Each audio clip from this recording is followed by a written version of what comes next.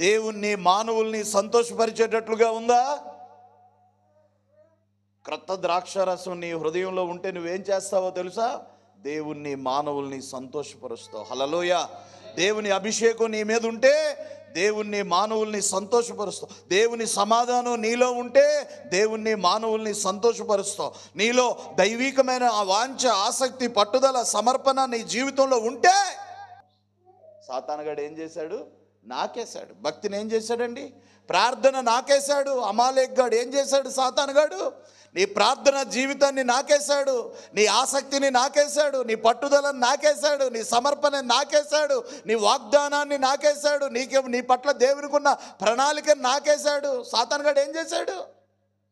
ఈరోజు నీ హృదయం ఏమైపోయిందంటే పాత ద్రాక్ష రసపు తిత్తిలాగా మారిపోయింది. క్రొత్త ఆశీర్వాదం నీ తల మీదకి రావట్లా. ప్రభు ఈరోజు వార్నింగ్ ఇస్తున్నాడు. ప్రభు ఏమిస్తున్నాడండి? వార్నింగ్. ప్రభు హెచ్చరిక చేస్తున్నాడు.